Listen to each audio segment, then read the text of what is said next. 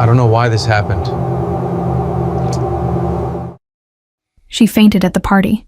She woke up in a stranger's arms. Deep voice, dark suit, the scent of something she couldn't name. He looked at her face for one long second and said quietly, not realizing he'd said it out loud, "Mine." That same man kidnapped her, her father's debts, but she still didn't know which had been worse, the kidnapping or finding out she didn't want to leave. Chapter 1: Hours. I went because my father asked, and that's the version I repeat when someone asks, because it's easier than admitting I saw the exhaustion in his shoulders at breakfast and simply couldn't say no. 24 years old, and this man can still move me with a look. He said, "Just show up, Sky. It's important for business," in that voice of someone asking a small favor. But his eyes gave away that it wasn't small at all. So I went, in a blue dress, hair up, determined to stay exactly 2 hours and not a minute more. I didn't make it to one. The ballroom was one of those that tries to impress before you even cross the entrance, with chandeliers pouring golden light over people who knew exactly what they were worth and had no problem showing it.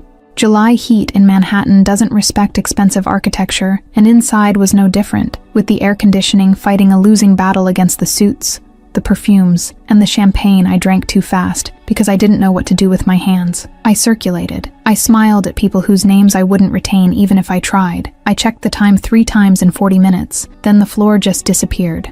It wasn't dramatic. That's the detail no one imagines when you tell them. There was no movie darkness, no slow motion fall. It was just the ballroom spinning a little more than it should, and then it was the floor, and then it was nothing. And in the middle of nothing, there was something solid and warm that smelled like something I couldn't name, something between cedar and something darker, more serious, more adult than anything I associated with July gala parties. When I opened my eyes, the ceiling was wrong. The room was dark in the right way, not the darkness of an abandoned place, but the deliberate darkness of someone who chooses what comes in and what stays out. The curtains were heavy, the kind that block not just light but also sound, and the silence inside had a different quality from normal silence, as if the world outside existed in another language.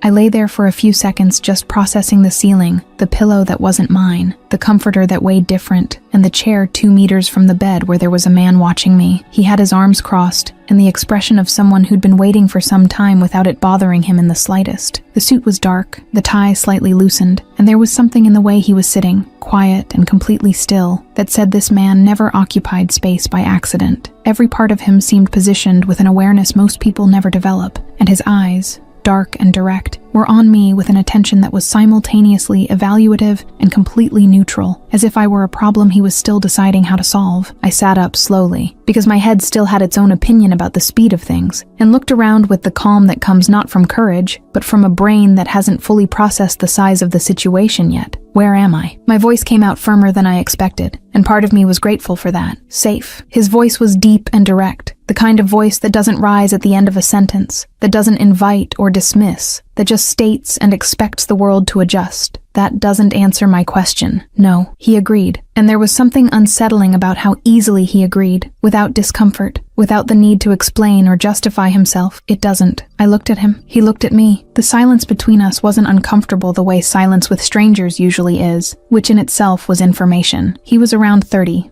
Maybe a bit more, with the kind of face that isn't handsome in the simple sense of the word, but that holds you in a way that takes time to understand why. The jaw was strong, the shoulders occupied the chair's space as if it had been made for him specifically, and there were subtle scars on his hands, the kind that don't come from cooking or sports, and that I pretended not to notice because noticing felt like a step I wasn't ready to take yet. I swung my legs out of bed with a calm that was half real and half constructed, and looked at him directly. "Are you dangerous?" Something passed across his expression, too fast to have a name, but present enough for me to register. He stayed quiet for a second, just one, and then answered with the same directness I'd used. "Yes, okay." I stood up, straightened the dress that had survived the collapse with reasonable dignity, and crossed my arms. "Then just tell me what you want so we can get this sorted out." 3 seconds. He stayed absolutely quiet for 3 full seconds, and I had the strange sense that no one had said that to this man before. Not the way I'd said it. Not with this calm. Not with this practical hurry of someone who prefers knowing to imagining. The expression didn't change exactly, but something in his eyes did, a shadow of something I couldn't classify but that seemed, strangely, like surprise. He stood up. He was tall, the kind of height you feel before processing it numerically, and moved to the window with slow, silent steps that made me understand this man had learned not to make noise at some point in his life, and that this learning had become part of how he existed in space. "There's water on the nightstand," he said, without looking at me, "and clothes in the closet if you need to change." I didn't ask for water, I asked what you want. He turned, looked at me from where he stood, on the other side of the room, and the weight of that gaze crossed the space between us, with an ease that was almost physical, almost tangible, the kind of thing you feel in the center of your chest, before understanding what you're feeling. "For now, I want you to sleep." "I'm not sleepy. You were unconscious 2 hours ago. That's different from sleep." The corner of his mouth moved, barely, in a movement so small I almost doubted having seen it. It wasn't a smile, it was something before a smile, something that precedes it, and that's sometimes more revealing than the smile itself, because it wasn't planned. "There's a bathroom on the right," he said. "Tomorrow I'll explain." "You're going to explain today. Sky." My name in that voice was a strange experience, because he said it without hesitating, which meant he already knew who I was before I'd said anything, and this information landed in my stomach with an uncomfortable weight. "Tomorrow." He went to the door, opened it, and stopped with one hand on the frame, his back to me, with that posture of someone who holds control of the situation without needing to demonstrate it in any specific gesture. "Are you going to try to run if I leave?" he asked, without irony, without threat, in the neutral way of someone requesting logistical information. I looked at the window, at the door, at him. "Depends on what you tell me tomorrow." This time the silence was different, longer, and when he left and the door closed with a soft, definitive click, I stood in the middle of that room that wasn't mine, in a place I didn't know, with my heart beating in the slightly wrong rhythm of someone who realizes they've entered a situation whose contours aren't clear yet. I went to the window. Outside there was an enormous garden, lit by low posts creating golden circles on the dark grass, surrounded by high walls that left no doubt about what the message was. I went to the nightstand, drank the water, and lay on my back staring at the ceiling with my arms at my sides and my mind working at a steady pace. He knew my name, had a room prepared, had clothes in the closet and water on the nightstand. This wasn't improvisation, it was planning, and planning meant I was there for a specific reason, and a specific reason meant there was something my father knew that I didn't know, and this line of reasoning was the least comfortable of all, but it was the one that made the most sense with the exhaustion I'd seen in his shoulders that morning. I closed my eyes. Outside the door, in the hallway I would only discover later, there was a man in a dark suit and loosened tie who stood still for longer than any practical reason would justify before heading toward his office, not understanding yet, or perhaps not wanting to understand yet, that something had changed that night in a way that doesn't undo itself with distance or logic, or any of the tools he'd spent his life learning to use. He had said "my God" without meaning to, quietly, involuntarily. In the second I'd fallen into his arms at a party that neither of us should have turned into a starting point for anything, but some things begin before you realize they've begun. Chapter 2: Blood Debt and a Girl Who Won't Sit Still. I woke up with light coming through the cracks in the heavy curtains, and with my memory intact, which was both a relief and an inconvenience, because a brain that remembers everything first thing in the morning doesn't give the body a break when it still needs 10 more minutes. I lay there for exactly 30 seconds processing the wrong ceiling, the pillow that smelled like something neutral and expensive, and the room's silence that was too dense to be accidental. Then I got up, because lying around waiting for reality to improve has never been a method that worked for me. The clothes in the closet were my size, which disturbed me more than it should have, not because of the gesture itself, but because of its implication, the idea that someone had anticipated this with enough detail to include clothing size. I changed without overthinking it, washed my face, looked at myself in the bathroom mirror for a second longer than necessary, searching for something in my own face that I couldn't name, and then left, because staring at myself in the mirror has never solved anything either. He was in the dining room when I came down, with a cup of coffee in his hand, and documents spread out in front of him, and the environment around him had that specific quality of places that obey a single person, without that person needing to raise their voice to establish it. I sat on the opposite side of the table without being invited, because waiting for an invitation in that situation seemed like the kind of courtesy I couldn't afford to practice, and I looked at him until he raised his eyes from the documents. "Coffee?" he asked, as if I were a weekend guest. "Explanations," I answered. "First." He closed the folder on the table with a slow, deliberate movement, the kind of movement of someone who has all the time in the world and wants you to know it, and looked at me with that direct attention I'd already cataloged the night before as one of the most unsettling things about him. There was no rush in his gaze, no cruelty, not the kind of satisfaction men with power sometimes carry when they have someone at a disadvantage. There was just that coldness of someone reading a contract before signing, calculating variables, waiting for the right moment. "Your father has owed the Castelli family for 11 years, he began, with the flat voice of someone presenting a report. Money, yes, but mainly a business betrayal that cost lives. August Harding disappeared, thinking time would fix what he'd done. Time didn't fix it. He paused briefly, just long enough for the weight of what he'd said to land. My father did. I listened without interrupting, which for anyone who knows me is a considerable feat, and kept my face still while the information organized itself inside me in layers I'd need to examine more carefully later, when I was alone, and could do it without an audience. So I'm human collateral. That's one way to put it. Is there a more accurate way?" He didn't answer immediately, and the silence that came before the answer was an answer in itself, the kind you'd rather not have received. "You stay here until he pays what he owes," he said finally. "When he pays, you leave." I stood up slowly, without rush and without drama, and went to the window overlooking the same garden I'd seen from the bedroom window the night before. The morning light transformed it completely, revealing details the night lighting had kept to itself. The rows of rose bushes in the left corner, the stone fountain in the center, the tall trees creating generous bands of shade over the grass. It was a beautiful garden. This detail didn't help me with absolutely anything, but it was true, so I registered it. "How long?" I asked without turning. "Depends on your father." "And if he doesn't pay?" The silence that came after that was different from all the previous silences because this one had edges, had weight, had the specific quality of an answer that doesn't want to be given. And that quality told me everything I needed to know before any word was spoken. I turned, looked at him head on with everything I had, which at that moment was considerable. "Then you kidnapped the wrong person," I said, with the firmest voice I could manage, "because I don't sit still waiting." Something passed across his expression again, that quick, involuntary movement I'd already noticed the night before, and that returned now with the same quality of something he hadn't planned to let slip. It wasn't shock. It was something closer to recognition, as if part of him already knew, before I said it, that this was going to be the kind of response I'd give. "Coffee," he said, and this time, it wasn't a question. The next 2 days were a silent negotiation of territory that neither of us had officially agreed to engage in. I explored what was available, the garden visible from the window but still inaccessible, the library I'd discovered by accident on the second floor, the hallways I was allowed without anyone explicitly saying which ones those were. There was a woman named Cora, who appeared with tea at the right times, and who looked at me with the expression of someone who'd seen a lot, and had decided judging was a waste of energy. There was a younger guy, with lively eyes and a smile he tried to hide, who I later found out was Romolo's brother. And there was Romolo, who I saw in the hallways and at meals with the regularity of something you try not to expect, and that shows up anyway. On the second day, in the afternoon, I discovered my phone had been blocked. I discovered this when I tried to call my father for the 10th time since I'd woken up in the mansion, and the phone simply couldn't find any signal in any of the 5 attempts that followed. I walked around the room, checking every corner with the device raised as if the signal were something that hides in specific spots on the ceiling, and then went to the window and confirmed what I'd already noticed but hadn't fully processed. The external lock, discreet but present, the kind that doesn't open from the inside.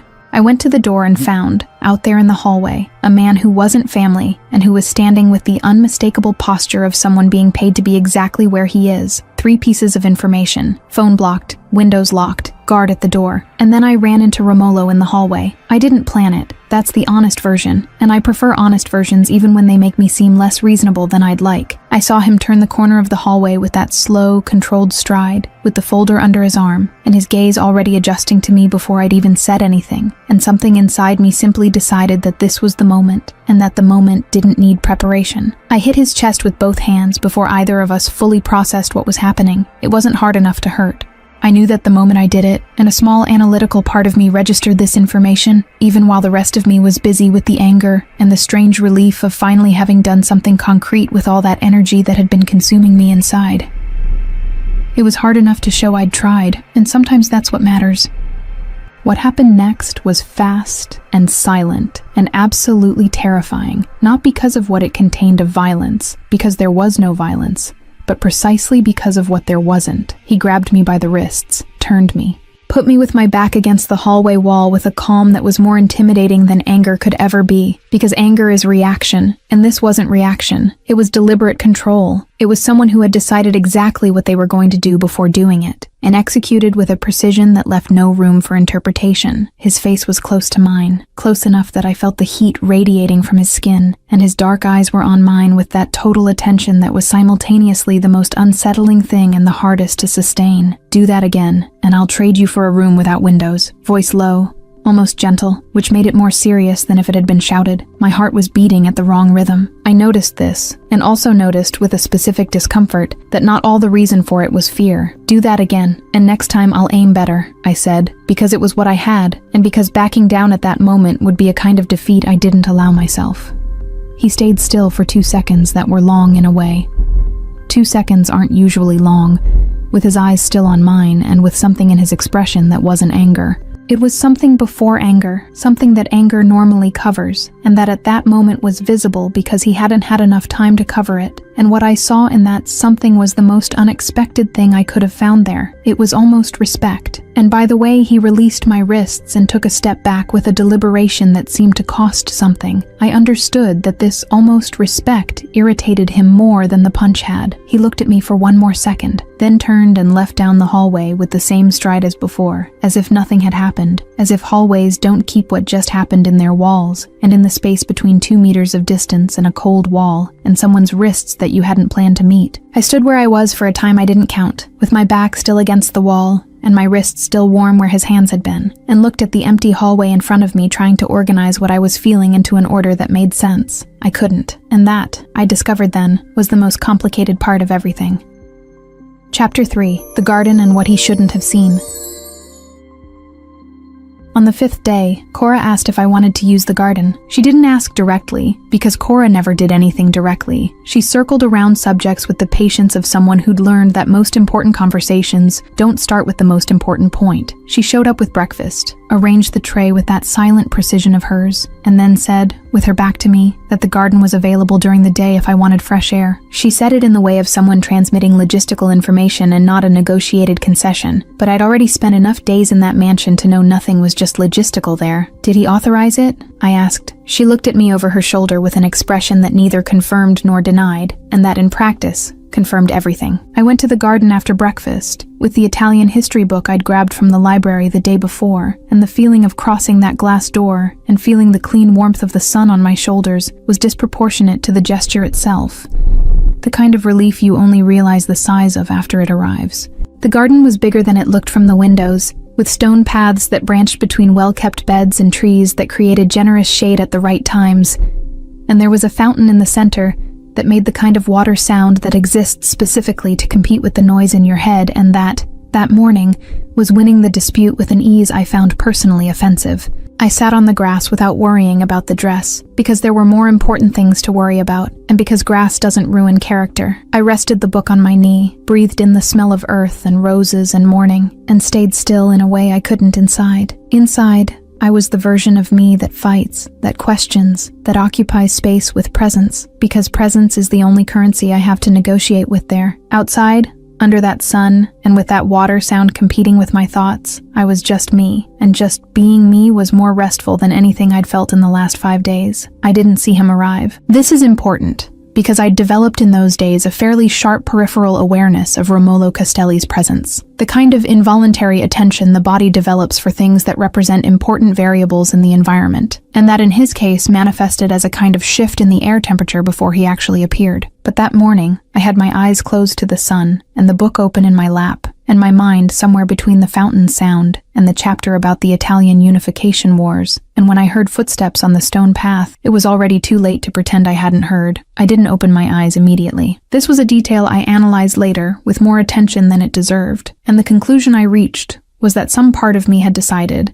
in that second, that it was better to let the moment last a little before turning it into an interaction. "You move differently out here," was what he said, and his voice in the garden's open air sounded different than in the hallways and rooms, less contained, as if the open space removed a layer of something that enclosed spaces added. I opened my eyes. He was standing a meter away, without his jacket this time, with his shirt sleeves rolled to mid-forearm, and the same direct gaze as always, but there was something in his posture that was slightly different from usual, a very slight absence of the customary rigidity, as if the garden did to him what it did to me, only he hadn't noticed yet. "Inside, I'm angry," I answered, looking at the garden in front of me. "Out here, I'm just Here, is there a difference? Huge. He stayed quiet for a moment, and then, without my having predicted it, or without him seeming to have planned it, he sat on the edge of the fountain, on the opposite side from me, with his elbows on his knees and his gaze toward the rose bushes. He didn't say anything. I didn't either. And the silence that stayed between us wasn't the tense silence of the hallways, or the calculated silence of meals. It was a third thing, more like the silence of people who are in the same place, without needing to justify it. "Do you have a garden?" I asked, because the question appeared, and because I'd learned that holding back questions usually made them bigger than they were. "This one's mine." "Do you use it?" A pause, not long, but present enough to be honest. "Not much." "Such a waste," I said, without judgment, because it wasn't judgment, it was just observation, and there was a considerable difference between the two that I hoped he knew how to distinguish. He looked at me sideways, quick, and returned to the rose bushes. He stayed there for 15 minutes that I counted without meaning to, and that he stayed without saying anything more and without leaving, which was in itself a way of saying something. When he stood up, it was with the same silent deliberation as always, and he left down the stone path without announcing he was going. I stayed on the grass for another half hour, looking at the fountain, and trying not to attribute too much meaning to 15 minutes of shared silence with a man who'd kidnapped me, with mixed results. The call with my father happened on the afternoon of the 5th day, in a small room with a window that didn't open, and with Romulo sitting 3 meters away, motionless and silent, in a presence that was simultaneously discreet and absolutely impossible to ignore. My father answered on the first ring. "Sky." His voice came out broken in the way that only happens when someone's been waiting for something for days, and when that thing finally happens, the body doesn't know whether to cry from relief or shock. "My God, Sky." "I'm fine, Dad," I said, with the firmness he needed to hear before anything else, because I know him, and I know he functions better when he has something solid to hold on to. "Just fix this." "I will, I swear, I'm already." "Dad." A pause. "How long?" The silence that came from the other side was long and full, and said everything the words would have said, and a few more things the words wouldn't have had the courage to say. I heard that silence with the part of me that's known my father for 24 years, and what I heard in it was the answer I didn't want to receive. I hung up. I didn't cry. I returned the phone to Cora, who was standing near the door with that neutral, attentive expression of hers, and then went to the garden because the garden was the only place in that mansion where I could be the exact size I was without needing to be bigger. I stayed there until the sun changed angles. I didn't open the book. The rain arrived 3 days later without warning, the way summer rain arrives, suddenly and with conviction, and I was in the garden when it started, sitting on the edge of the fountain, with the botany book I'd found on a low shelf in the library, and that had occupied me in an unexpectedly satisfying way all morning. The first drops arrived, and I looked at the sky before doing anything else, because sudden rain on a hot day has a specific quality of relief that you experience first with your face, before processing with any other part of your body. I stayed still. I didn't run. I didn't get up. I just stayed there while the rain increased in intensity and soaked my hair and shoulders and the pages of the book I'd closed but not put down, and there was something deeply right about it, about being drenched in someone else's garden on a Thursday afternoon, as if I had every right in the world to be exactly where I was. I didn't know he was watching me until later.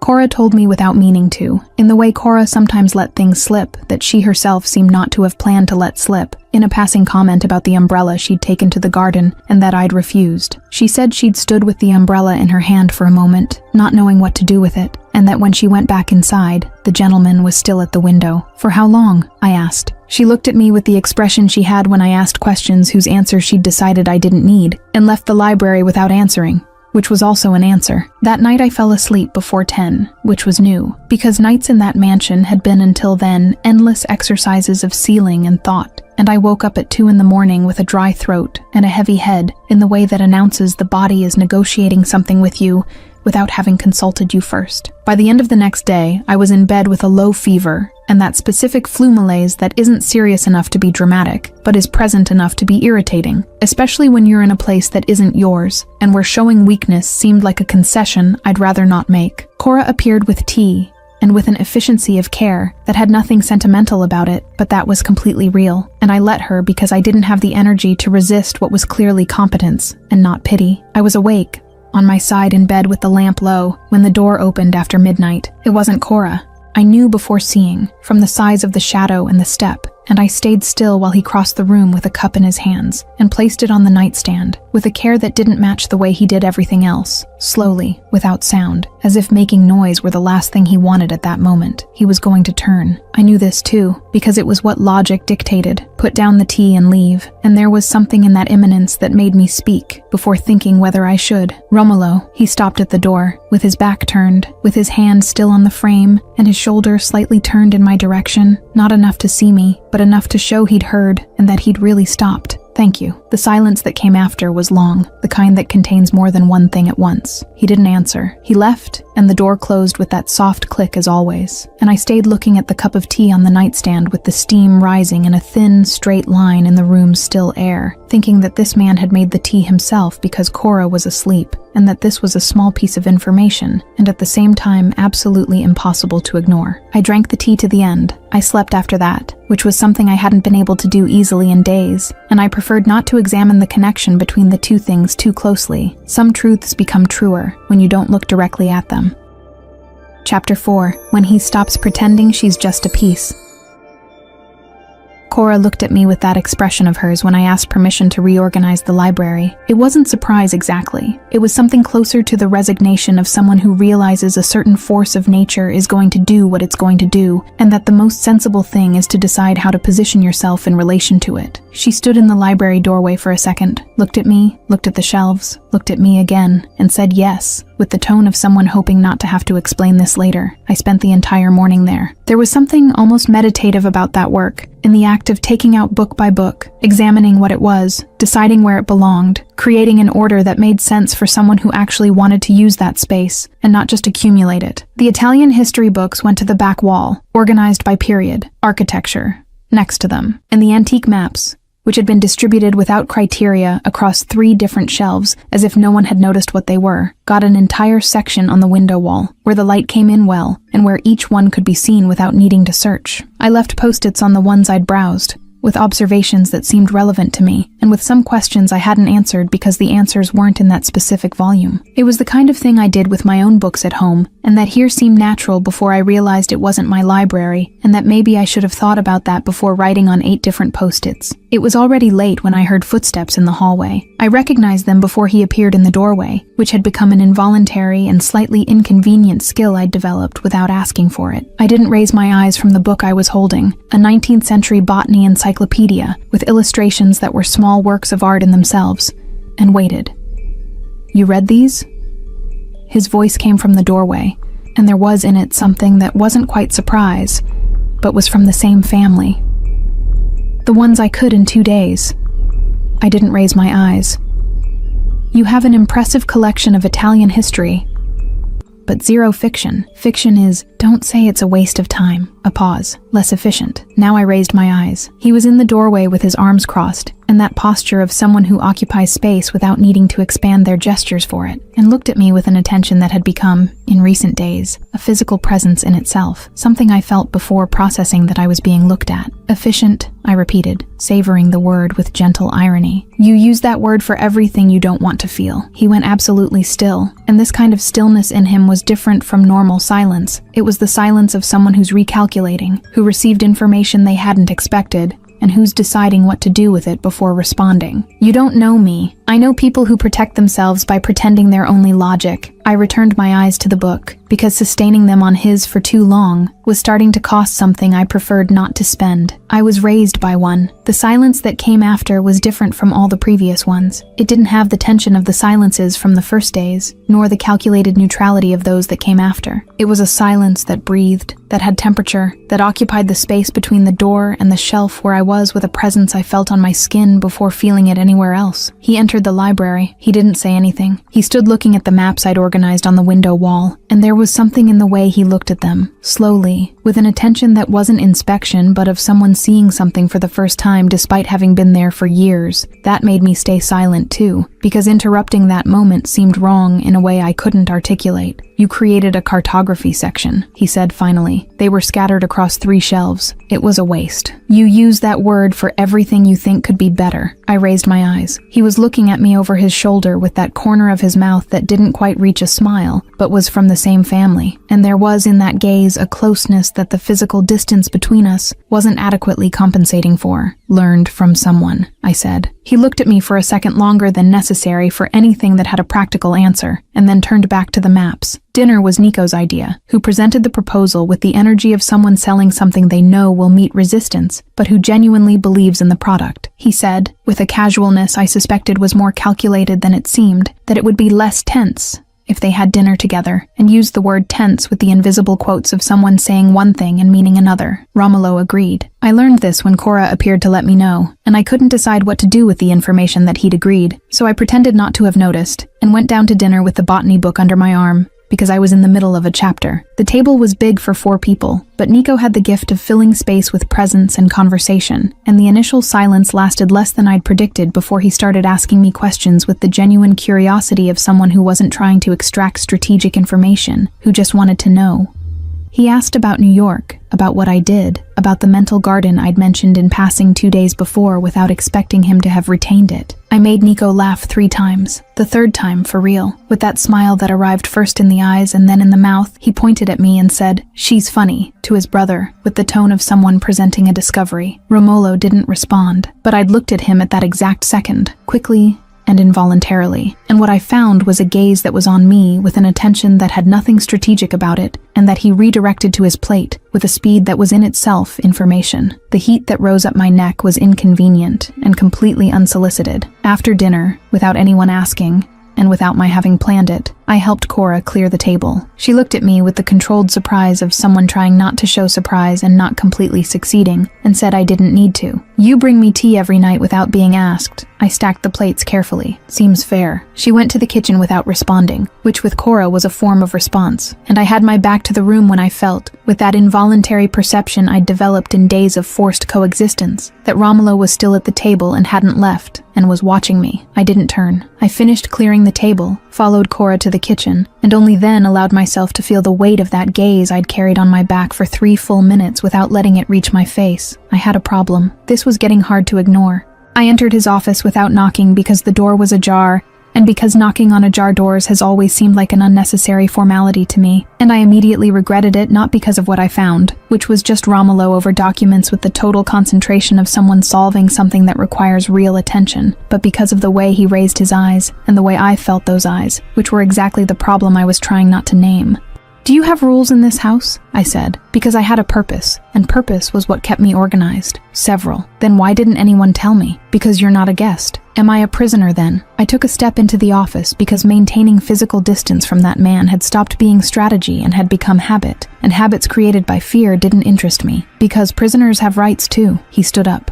And this simple gesture, just a man standing from a chair, crossed the space between us with a weight that had nothing simple about it. He was tall, I'd established that from the first day, but there was something different in his office, in the smaller space, in the lower light, in the absence of other people who served as a buffer between the reality that existed when we were alone, and the more contained version I could maintain when there were witnesses. He came toward me, stopped close enough that I had to tilt my head slightly to hold his gaze, and the heat radiating from him was a physical presence in the air between us, something I felt before anything I could name with words. "Garden, library, your room, dining room," he said, with that low voice he used when he wanted the words to arrive without needing volume. "And the rest? The rest is mine. Your whole house is yours, Castelli, and you're inside it. One step. Just one. But the space between us was already too small for one step not to mean something. So, I suggest you respect that." I didn't back away. This was the part where I should have backed away, and I knew it, and I didn't anyway because there was something in that proximity that was simultaneously the smartest thing to avoid and the hardest to leave, like being near a heat source in the cold and knowing you're staying too long and not being able to move.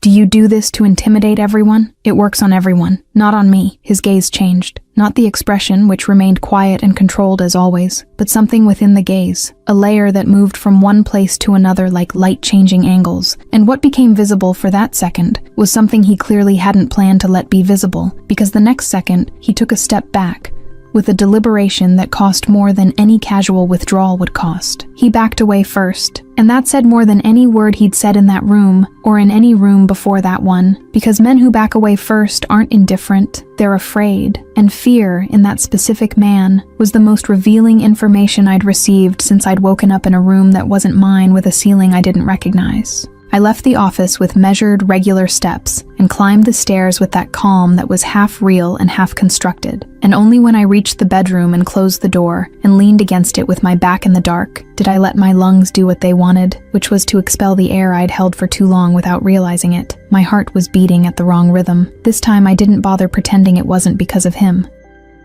Chapter 5: Nameless Romance and Endless Denial.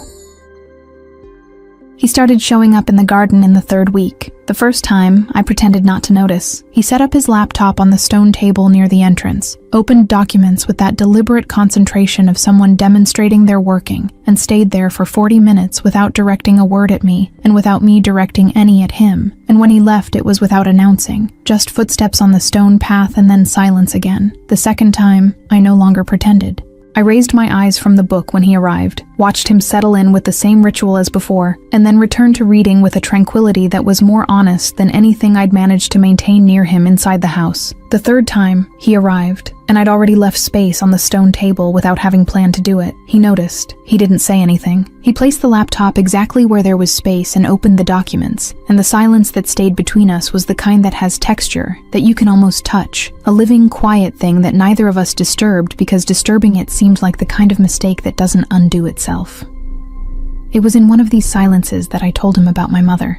It wasn't planned. I need to make that clear, because the planned version of me wouldn't have done that. Not there, not with him. But I was looking at the rose bushes and thinking about gardens, and gardens inevitably led me to the memory of a photograph my father kept on his desk, a dark-haired woman in a smaller garden than this one, smiling at the camera with the kind of carefree ease I'd spent my life trying to understand whether it was real or performative. And before I decided to keep the thought to myself, I'd already said out loud that my mother had died when I was 2, and that I knew her only from photographs and from the way my father went quiet when someone said her name. Romolo closed the laptop. He didn't say anything for a moment, and when he spoke, it was with a different voice from the voice of the office and the hallways, less constructed, more direct in the sense of something going from one place to another without passing through a filter. "Do you look like her?" he asked. "In the eyes. That's what my father says when he's missing her, and forgets he's saying it out loud." He went quiet again, but it was a silence that listened, and there was a huge difference between silence that listens and silence that just waits for its turn to speak. I'd learned it early, growing up with a father who sometimes needed presence more than answers, and I recognized in Romolo that same kind of attention, dense and real, the kind you feel in your chest before identifying where it comes from. "My brother almost died 5 years ago," he said finally, looking at the fountain. "Accident. He was in a coma for 3 weeks. A pause. Nico." I looked at him. He didn't look back, but there was something in his shoulders that had changed position slightly. A minimal opening that in that specific man was the equivalent of opening an entire window. It was the first time I understood there were things I couldn't control no matter what I did. He said, still not looking at me. "Didn't like the discovery." "No one does. You seem used to it." "I'm used to the idea." I answered honest. "Still working on the practice." He looked at me then, sideways and from below, with that corner of the eye look that was more revealing than a direct look, because it had less time to be arranged before arriving, and what I saw in it for that second was something that wasn't in the documents or in the hallways or in any of the controlled versions of him I'd catalogued until then. It was something older and more tired and more human than all of that, and it lasted only a second before he turned his eyes back to the fountain, but it was enough for me to feel something reorganize in my chest, in a way I knew wouldn't undo itself easily. We didn't comment on how much we'd told each other that afternoon. That was the tacit agreement, the unspoken rule of the garden, that what was said there stayed in a different register from the rest, and that asking too much about what had been said would be the kind of gesture that would undo what had been built.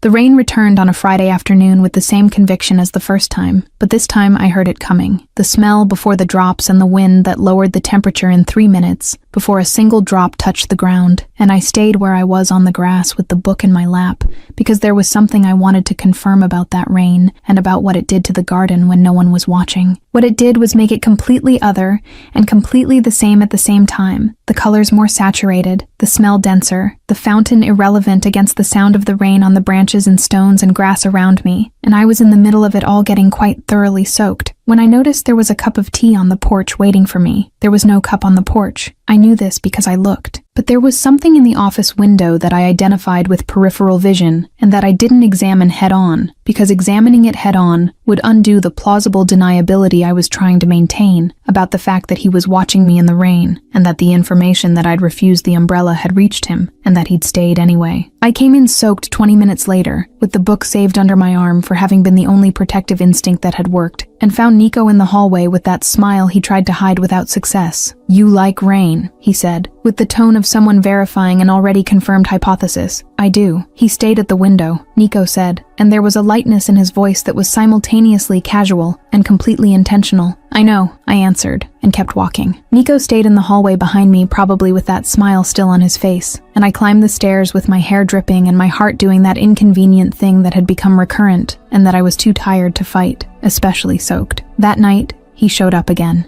I wasn't sick this time, so there was no practical justification whatsoever, and I think that's what caught both of us by surprise. The absence of justification, just the presence of the fact itself. I was on the bedroom balcony, which was small and overlooked the side of the garden where the rose bushes were, with the botany book that had become a kind of continuity object in those weeks, and I heard him arrive before seeing him. Footsteps in the hallway, stopping at the height of my door and staying there for a second before continuing. But they didn't continue. There was a light knock, the kind that gives you the option to pretend you didn't hear, and I said come in before analyzing whether I should, and the door opened, and he stood in the entrance with his hands on the frame, and his eyes going first to me, and then to the balcony, and then to the open book in my lap with that expression of someone evaluating something they hadn't expected to find. "You're not sleeping," he said, and it wasn't a question. "Neither are you." He came in. He walked to the balcony with that deliberate stride of his, and stood leaning against the railing, his back to the garden and facing me, and the low light of the balcony did things with the shadows on his face that made everything slightly harder than it already was. "May I?" I gestured to the chair beside me. He sat, and we both stayed in silence for a time I didn't count, with the distant sound of the fountain,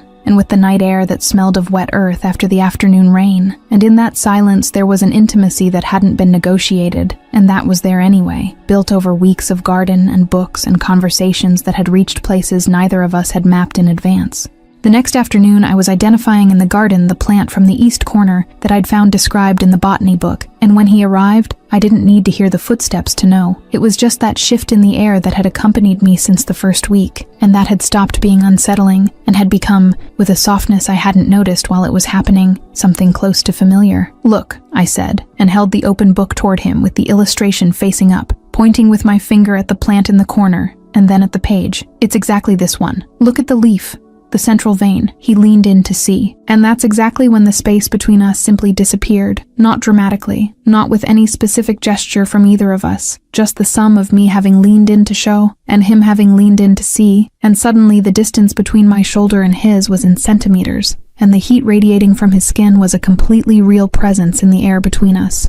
I kept pointing at the illustration for 2 seconds that were the 2 longest seconds of that week, and then I stopped, because there was nothing more I was actually seeing on the page. He didn't pull away. I felt the moment he noticed the proximity the same way I had, a slight change in his breathing, almost imperceptible, the kind you only notice when you're close enough to notice, and the book stayed open between us like a pretext that had expired and that neither of us had closed yet. "Sky," his voice came out different, lower, with that texture it had when he hadn't had time to arrange it before speaking, and I raised my eyes from the book and found his exactly where I knew they would be, too close and too dark, and with that visible layer that appeared sometimes when he couldn't cover it in time. His phone rang. The sound was a physical intrusion in the air between us, and he blinked, just once, before taking the device from his pocket with a movement that had a fraction of hesitation before being executed. He looked at the screen, answered, and stepped back 2 paces with the phone to his ear and his eyes going to me for a second before turning in the opposite direction. I closed the book, looked at the rose bushes, breathed the afternoon air with the smell of earth and plants, and something I'd stopped trying not to feel, because it wasn't working anyway. Cora was at the glass door when I turned, with her face toward the inside of the house, and the posture of someone who definitely hadn't seen anything, which with Cora meant she'd seen everything. I went inside without saying anything, climbed the stairs, sat on the edge of the bed with the book in my lap, and stared at the cover for a considerable time, thinking that there was a plant in the east corner of the garden that I'd identified with precision, and that there was another thing there I'd identified with the same precision, and that was being much less easy to catalog into a safe category and file away, because safe categories presuppose that the thing you're trying to catalog stays still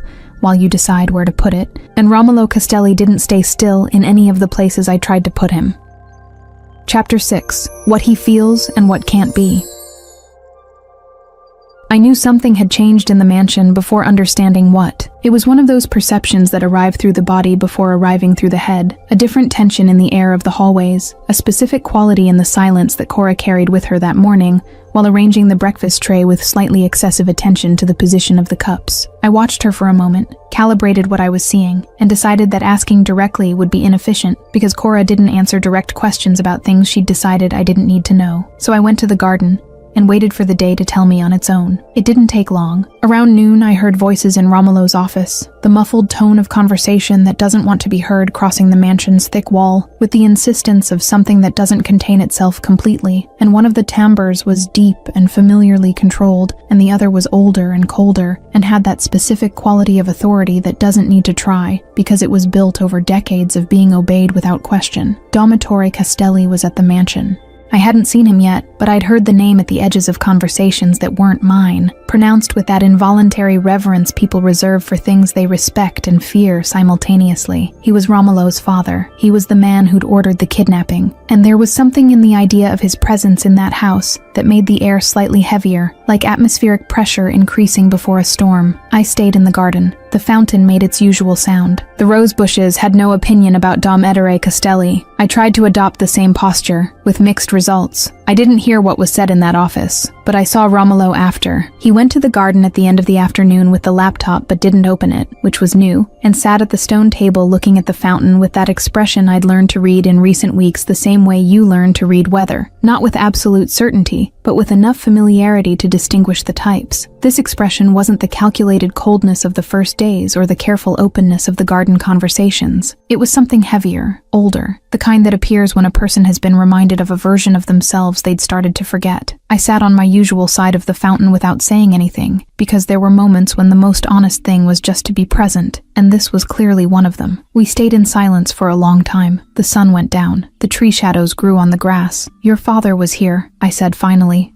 Not as a question, he was. And he looked at me. And there was in that look an honesty that reached my chest with a force disproportionate to the size of the gesture.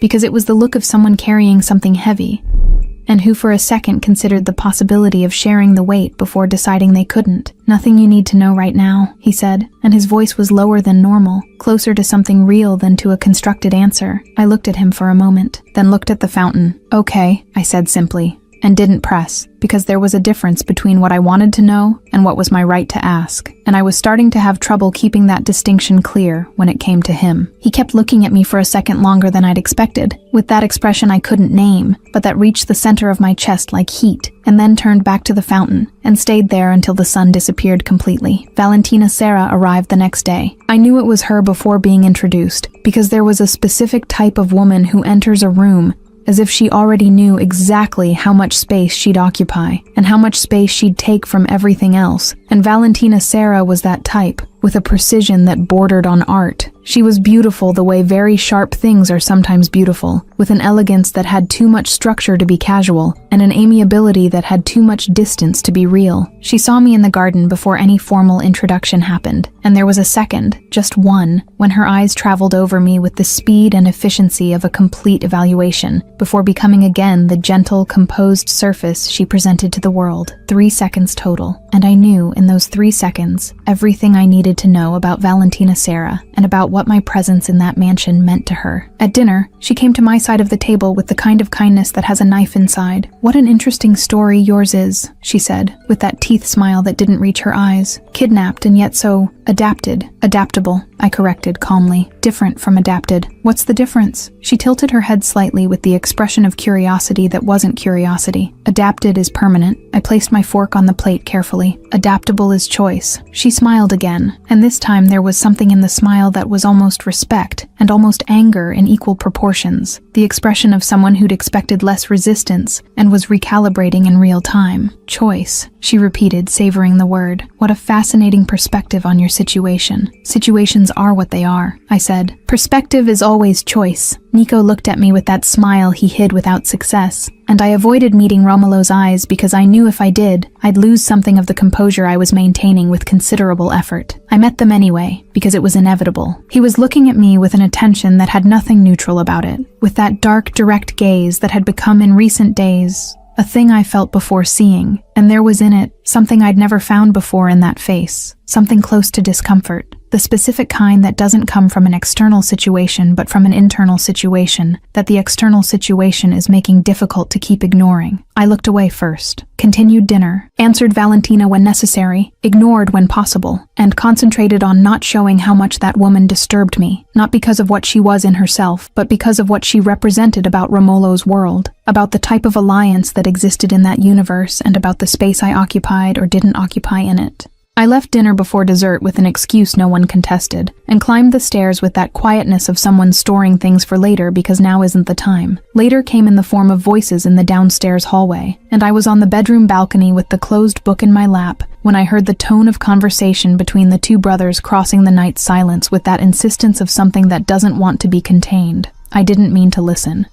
This is true, and it's relevant because what I heard was the kind of thing that changes the geometry of what you were trying to keep in place, and I would have preferred not to receive this information at that specific moment in that specific way. You're in love with her. Nico's voice, direct, without a questioning tone. Romulo's silence lasted the length of a breath. No, Romulo, she's August Harding's daughter. His voice was flat and constructed, and cost exactly enough for me to know it was constructed. She's here because of a blood debt. When her father pays, she leaves. And if her father doesn't pay soon, she leaves anyway. You're going to send her away. Yes, even if you don't want to. The pause that came before the answer was too long for any denial that came after it to be completely believable, and I stayed absolutely still on the balcony with the book in my lap, and my heart doing that inconvenient thing in my chest. Especially if I don't want to, he said finally, with a voice that had the quality of a decision made before the conversation existed, the kind you make not because you want to, but because you believe you have to. Nico didn't respond immediately. When he spoke, it was with a softness I hadn't heard in him before, older and more tired than his usual tone. You're going to regret it. I've already made the decision. Romulo. She reorganized the library. She stood in the rain with a book. She made Cora like her in 4 days, and Cora doesn't like anyone in less than a year. A pause. You know exactly what she is. I do. And there was in that word a weight that reached the balcony with a force that didn't diminish in the journey. That's exactly why. Nico's footsteps moved away. The silence returned, and I stayed on the balcony for a long time, looking at the dark garden below, at the rose bushes that weren't visible but that I knew where they were, at the fountain I heard but didn't see, and tried to organize what I'd heard into a form that would fit inside me without taking up too much space.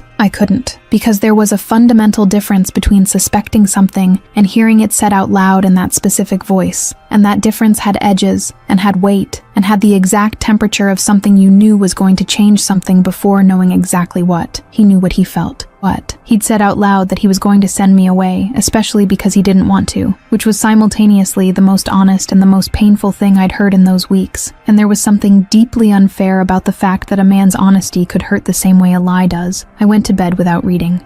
I lay on my back, staring at the ceiling with my arms at my sides, and my mind working at that steady rhythm I knew well, and thought about gardens, and shared silences, and a man who'd made tea at 2 a.m, and who'd stood at the window in the rain, and who'd said especially if I don't want to, with the voice of someone who'd already decided that protecting was the only form of love he knew how to offer. And I thought that maybe the problem wasn't what he felt, the problem was what he was going to do about it.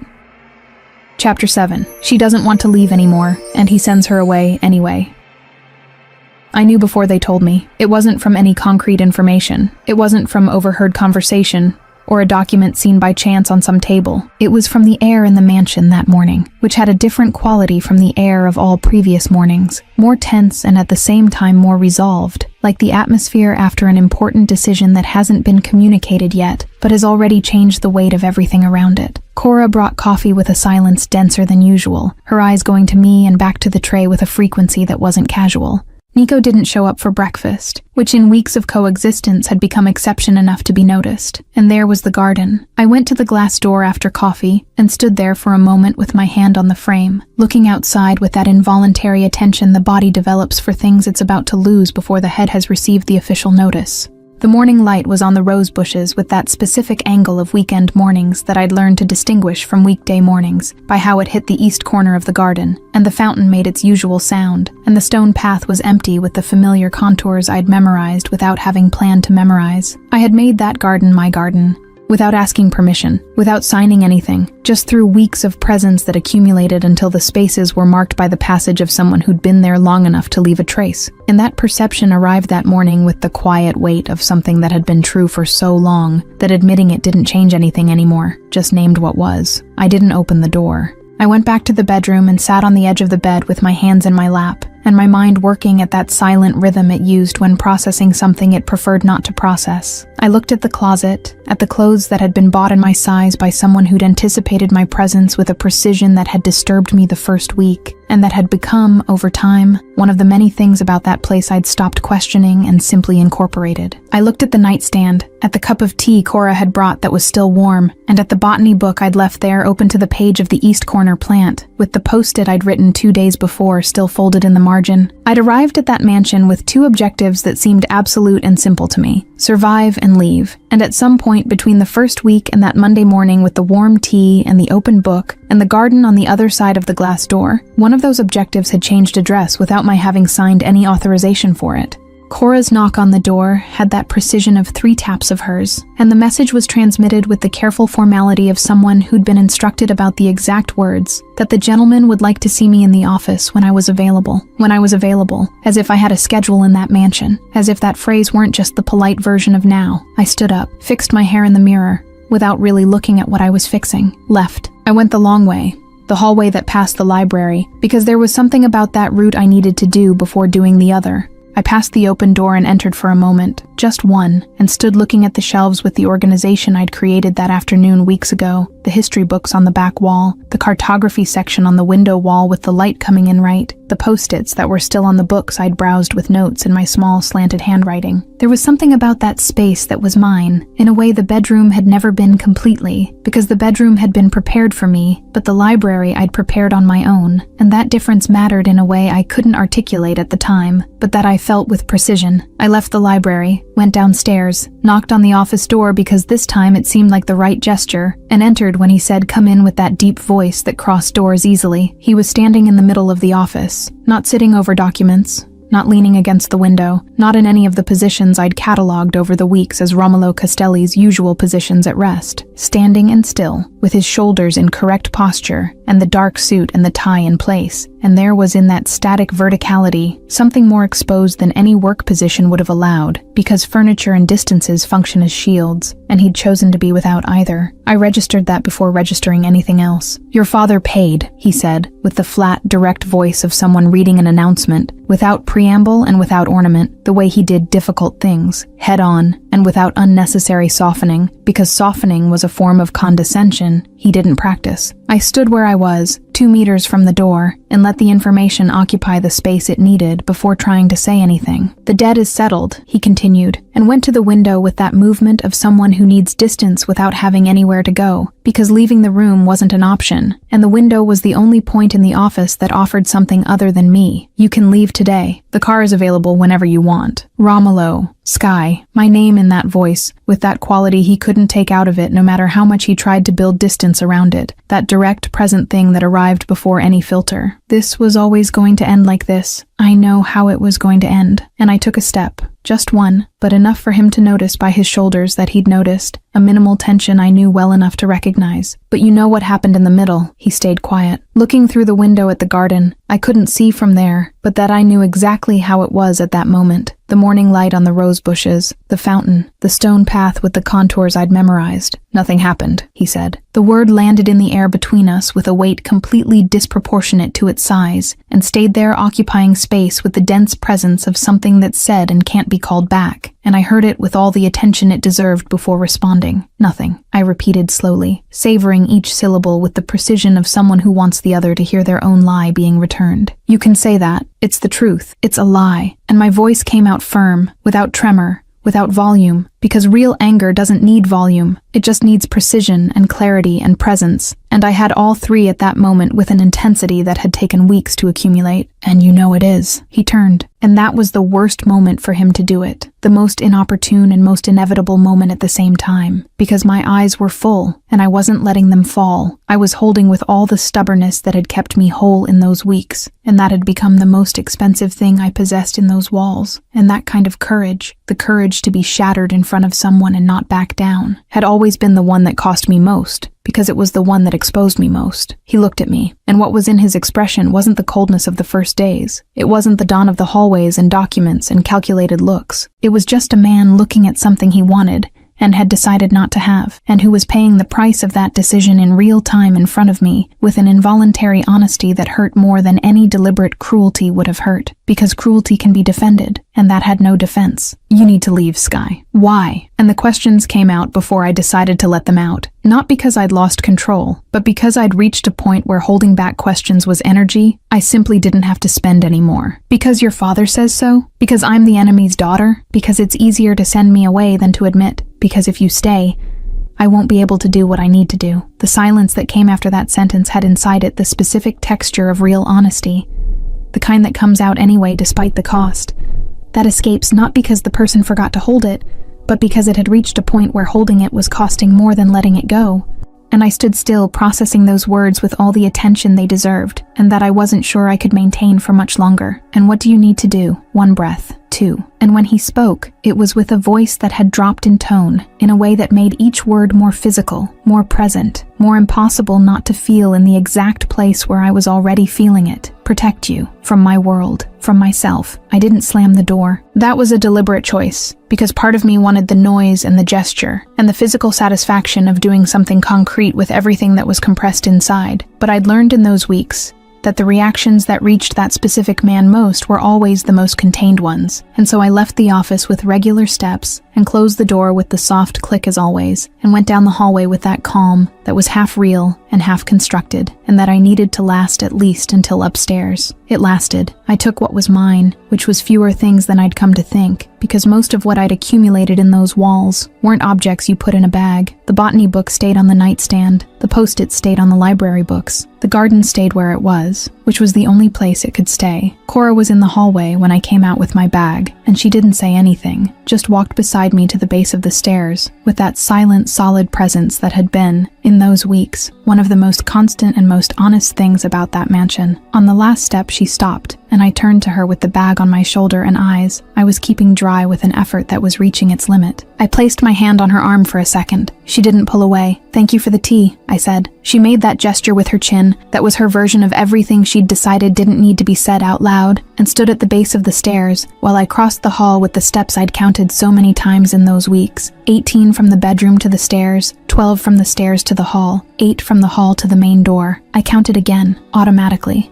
Without meaning to, the air outside had the temperature and smell of air that exists outside of places where you stayed too long, different from the inside air in a way you can only distinguish when you leave. And I stood still at the entrance for a second with the sun on my shoulders, and the distant sound of the fountain coming from the garden side I wasn't looking at, because looking was the kind of thing I couldn't do at that moment and stay standing the way I needed to stay. The car was at the entrance. The driver opened the door without my needing to ask. Before getting in, I turned. I looked at the mansion's facade with that specific clarity of last time, that the gaze develops when it knows it's storing something and wants to do it right. The dark stone and the arches and the tall windows and the office window upstairs with the curtain in place, closed, opaque, with no one visible from outside.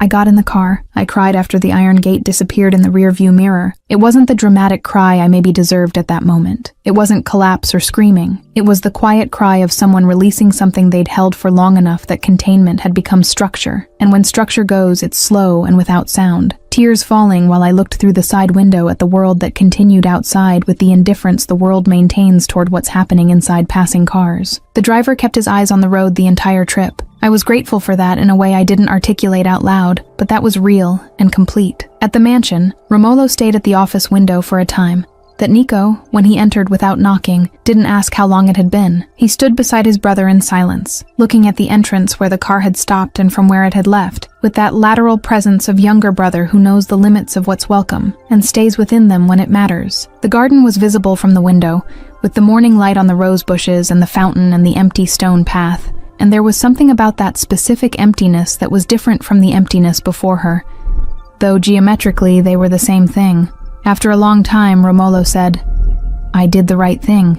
Nico didn't respond. "I did," and there was in the repetition something that wasn't conviction, but was trying to be. The kind of affirmation you make not to convince the other, but to hear it out loud, and decide if you believe it. "Okay, Nico," with that neutral voice that neither agreed nor contested, that was just present. "Nico, I didn't say anything, Romolo," and that didn't say anything said everything, with the silent precision of a brother who knows enough to know that certain truths settle better when they're not named by anyone other than whoever needs to hear them, and that the right silence, at the right moment, reaches deeper than any words would have. Romolo stayed at the window. The fountain kept making its sound down there, in the empty garden that had been, for weeks, and without any formal signature, the garden of the two of them. Chapter 8. Broken Hearts and the Party That Shouldn't Have Happened. 2 months is an amount of time that seems abstract, until you have to cross it, day by day. I returned to life with the silent continuity of someone resuming their own spaces and discovering they stayed the same size while she became different. The apartment was as I'd left it, with the 3 pots on the balcony and the morning light coming through the kitchen window and the books on the shelves in the order I'd established years before, and that had never seemed insufficient to me until I'd spent weeks in a library reorganized from scratch with sections created by me and post-its in my handwriting on 8 different volumes. I went back to work, had lunch with my father on Tuesdays, laughed when there was reason to laugh, which was less frequently than before, and with an effort I hoped wasn't visible but probably was. The balcony with the 3 pots became the afternoon habit. I'd go after work, take a book, stay longer than the reading justified, and the rose bush in the middle pot had sprouted in June with flowers smaller than the mansion's but with the same smell, which was information I hadn't requested, and that arrived anyway every time the wind hit at the right angle. My father noticed I'd come back different. He always notices,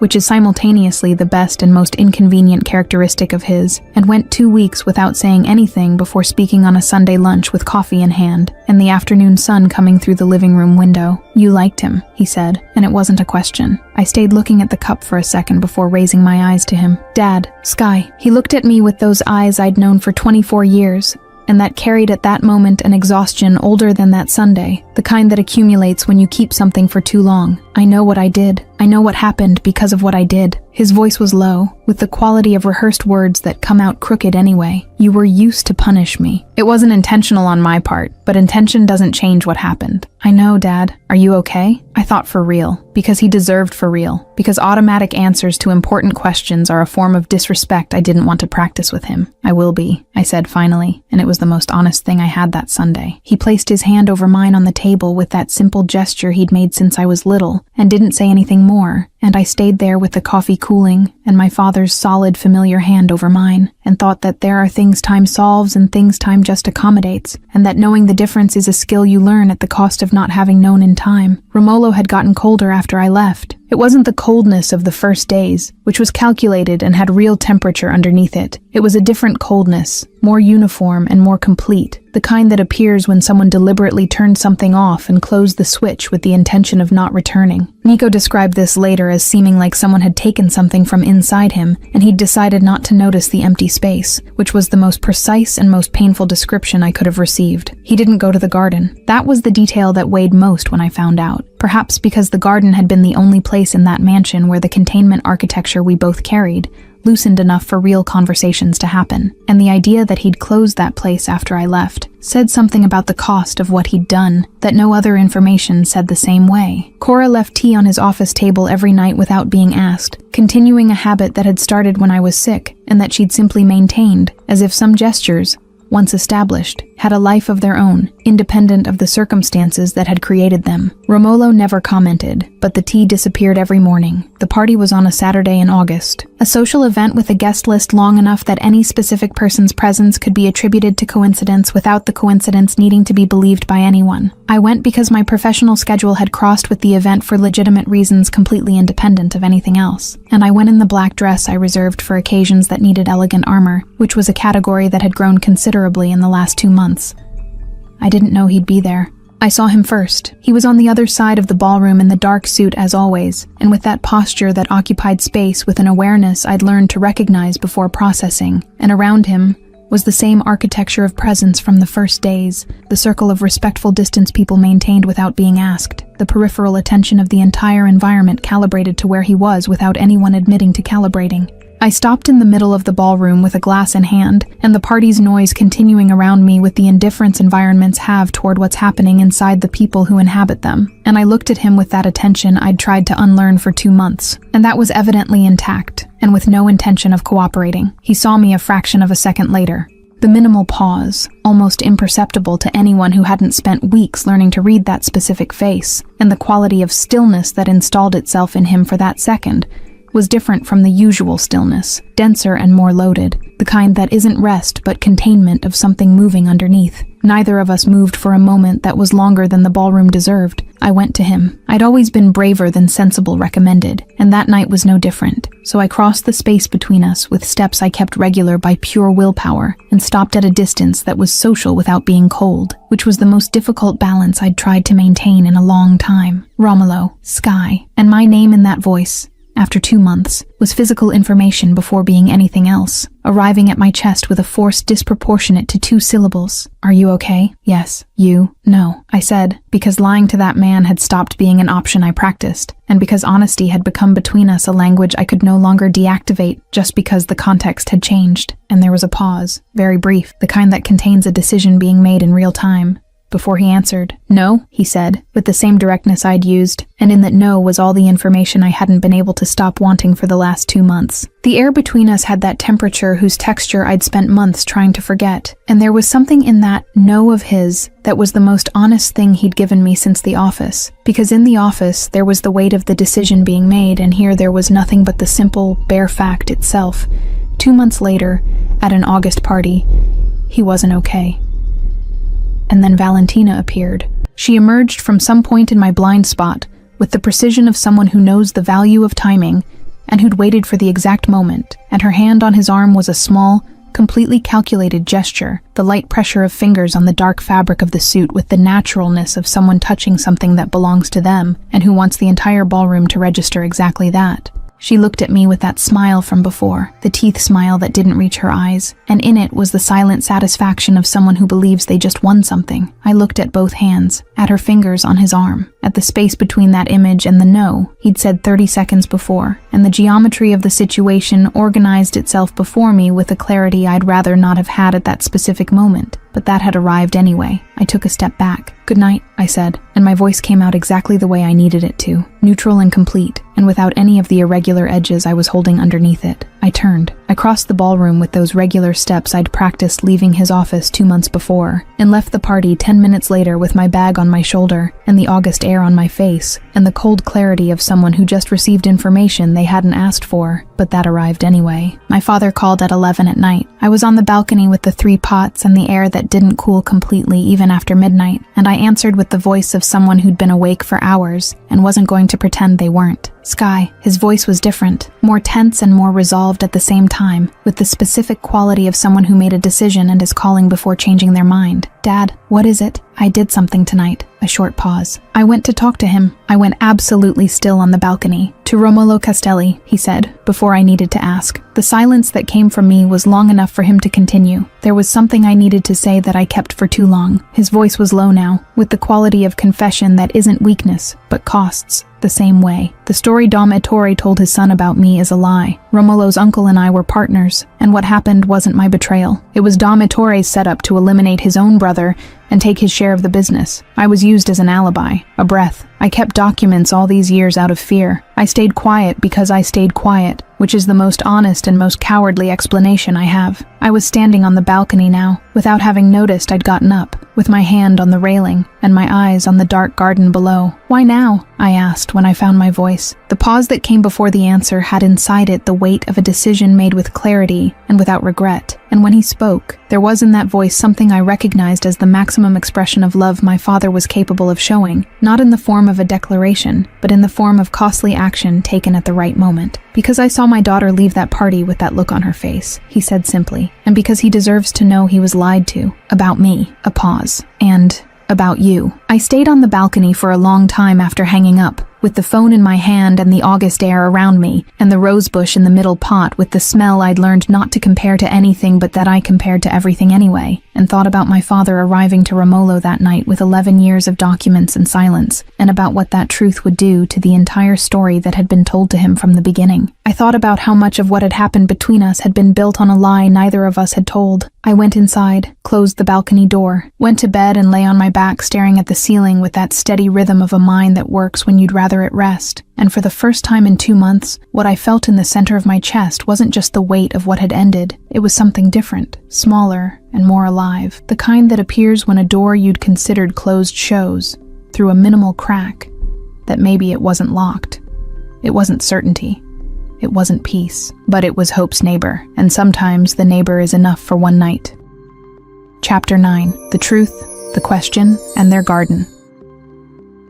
The sun was going down when I arrived at the mansion. I didn't warn him I was coming. That decision was made on my apartment balcony with the 3 pots and with the rose bush in the middle, reminding me every morning that there were things I'd left unfinished, conversations that had been left half done, truths that deserved to be said face to face and not by message or through intermediaries or through any of the cowardly forms distance offers when you're afraid. Cora opened the door with that expression of hers that wasn't surprise, but also wasn't indifference, something in between that only she could do with precision, and let me in without asking anything because Cora never asked what she already knew.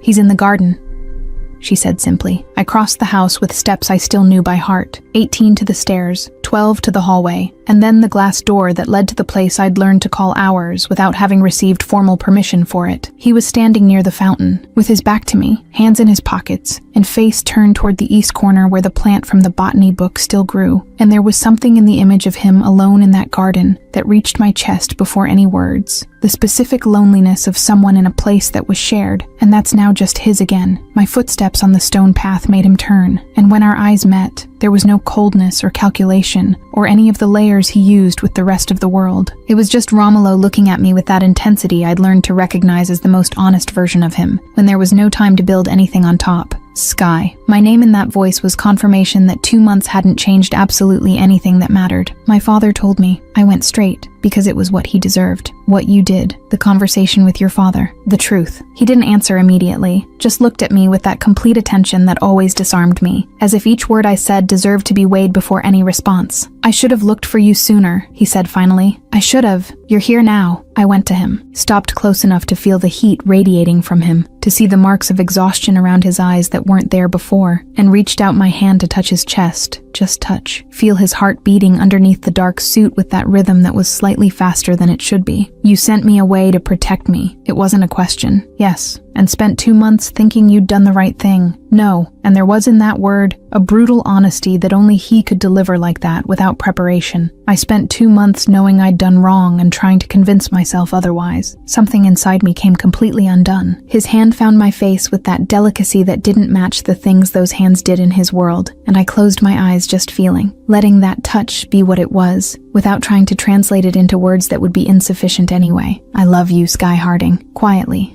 Like confession, like surrender. And I don't know if that's good for you, but it's true. I opened my eyes. He was there, completely exposed in a way I knew cost everything for that specific man, waiting for my answer with a vulnerability I'd never seen in anyone before. "Then, give me a chance to find out if it's good," I said. "Stop this thing of deciding for me what's best. I choose Romolo, and I choose you." When he kissed me, it was with an urgency that had months of absence inside it, hands on my face, and then on my nape, and then on my back, pulling me close as if distance were the most intolerable thing in the world. I responded with the same intensity, with months of longing and anger and love that I'd tried to convince myself could be smaller, but that was exactly the size it had always been. When we separated, we stayed with foreheads touching, breathing the same air, with the sound of the fountain in the background, and the setting sun over the rose bushes creating that golden light that made everything more cinematic than real life had a right to be. "Marry me," he said, without warning. Without preparation, just saying it because he'd reached the point where holding back didn't make sense anymore. "Are you asking or ordering?" The smallest smile I'd ever seen on him appeared, complete and devastating. Asking, for the first time in my life. Yes, simple, definitive, true. He kissed my forehead, my nose, my lips again, more calmly this time, like someone who has time and intends to use it all. I stayed with my head on his chest, listening to the heartbeat I'd learned to recognize in the dark, with the garden around us, and the fountain making its usual sound, and thought about everything that had been necessary to get here. A false debt that took me from the place where I was, a mansion that wasn't mine and that became so, a man I'd tried not to love with a dedication that, in retrospect, was almost funny. Fear, choices made before being certain, trust given before having proof. No part of the path had been what I would have planned if I could have planned it, and the garden had bloomed anyway. "Are you okay?" he said, with his voice low near my hair. I raised my face to look at him. "I am," I said. "For the first time in a long time, I am." Well, this is Lena, and I truly loved writing this story, but believe it or not, I'm not making a single cent from this book 1. That's why I created book 2, in video and super spicy. Access to it is paid for a very symbolic price.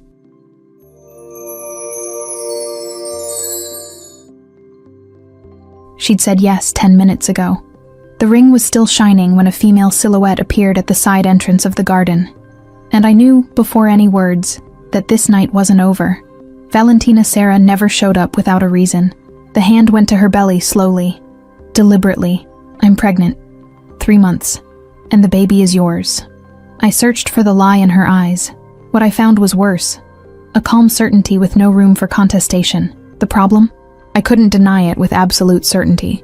Because there was one night, too many drinks, and I woke up in her bed with no memory of how I'd gotten there. Just the certainty that I had, and the shame of someone who knows exactly what that means. Sky was still inside, smiling, showing the ring she'd just received to the whole family. And I stood in the dark garden knowing that at some point, I'd need to walk through that door. Like I said, that was just a taste of book 2. To watch it uncensored, just click on the first link here in the pinned comment. I'll see you on the other side in a few seconds. Remember, just click on the first link down here in the comments, and book 2 complete. No ads, no interruptions, will already be available for you. It's very simple. Book 2 is something I'm loving making. You're loving it too, so I promise there will be more. It's where you find increasingly spicy stories, a true dark romance, and precisely because this version is getting more and more heated, the video isn't well accepted publicly on YouTube. This closed environment is where I can actually share my essence, and where I feel free to do my best work for you. More news coming soon. I'll be waiting for you on the other side.